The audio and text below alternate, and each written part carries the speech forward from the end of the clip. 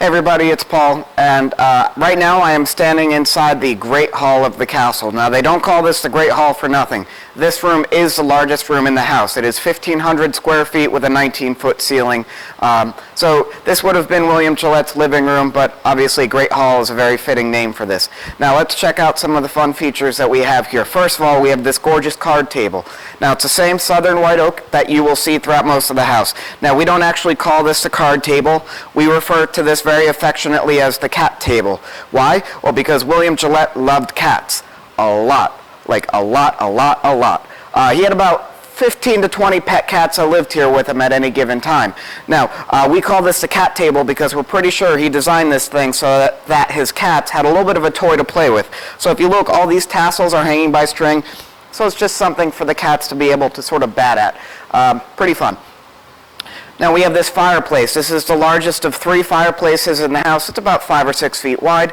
And then around the fireplace, we have some really cool figurines. You'll see all sorts of strange knickknacks, tchotchkes all over the house. William Gillette loved collecting them. So we have the frogs. He loved frogs. He had a couple pet bullfrogs. Mike and Lena were their names, and they lived in the greenhouse pond.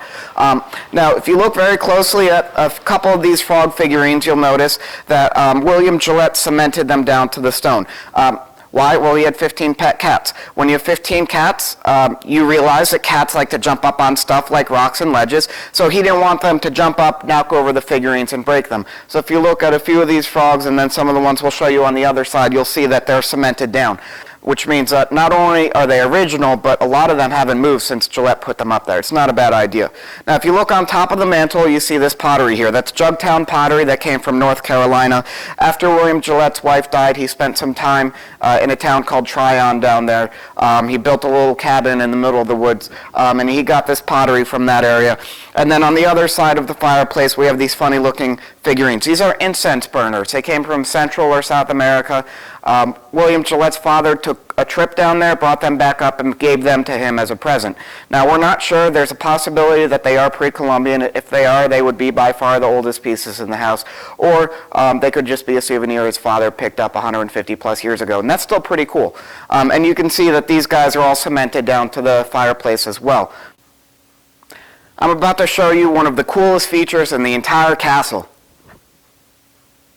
I was pausing for dramatic effect there. William Gillette had his own surveillance system. He wasn't worried for his safety. He just wanted a way to spy on people when they came to visit because it's fun. Now, over 100 years ago, he didn't have security cameras. He went low-tech. William Gillette installed a system of mirrors above the French doors in the living room. So, for example, if you look directly above this door behind me, you can see it just above the curtain. Now, it looks a little bit like a window, and that was the idea, but you can see the reflection in there. And then we also have a couple other mirrors above the doors in the far corner of the room. Now, I'll explain how these things work. William Gillette could stand outside of his bedroom, just up there on the second floor balcony.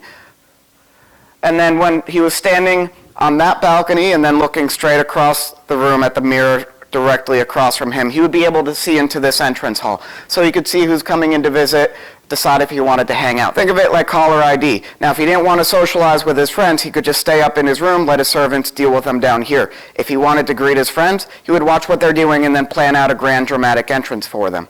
Now, if he stood on the other side of that column and looked directly at this mirror, that gives him an angle on his liquor cabinet. It's a trick bar. He designed it with 2 hidden locks, so he'd lock it up without his friends knowing and then let them try to get in. He'd go upstairs, just stand outside his bedroom and watch and laugh. It's a pretty good joke. And we will show you exactly how that works when we show you around his lounge. Now, you're probably asking yourself, that's 2 mirrors. What about the one that I didn't mention? I did say there are 3. The other one didn't actually show him anything, so you don't really have to worry about it. It was a decoy to make everything blend in, so his friends didn't notice anything fishy going on. Now, let's take a look at some of the other features that people ask about here. So one of the things people always ask about is they happen to notice these long strings, these cables that run alongside the French doors, and they're always curious as to what they do. Technically, they don't do anything anymore, but originally these were here because William Gillette had curtains. They were red velvet drapes that went ceiling to floor, very much like theater curtains. So they would hang from that big wooden overhang. They would cover up the top window, the mirror, as well as the doors. So the cables that you see here, these were actually just drawstrings to open and close the drapes. So You can hear a little bit of movement up there at the curtain rods. Let's talk doors for a moment. As you heard in the main entrance hall video, there were 47 doors in this house, all hand-carved, all with their own unique designs and mechanisms. Now, out of those 47 doors, 3 of them are pocket doors. So I'll show you the first and what is by far the largest of the 3 doors.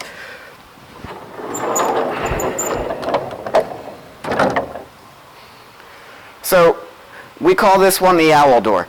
You can see why. We have the eyes, you have the wings. It gets better because the owl actually flies. Actually, he doesn't fly, he just flaps his wings, but it's the effort that counts. What a hoot! I hope you like that one. Okay, so that's basically what I have to show you in here. So stay tuned because next time we will show you around William Gillette's dining room. Now, in the meantime, make sure that you're liking our posts. Make sure that you post any comments or questions you might have about the videos or the information or about the castle. And make sure that you keep on sharing all of these videos with all of your friends and family so that everyone can enjoy the awesome content that we have to share with you and learn all about Gillette Castle. So that's all I've got for now, so I'll see you guys next time. Bye.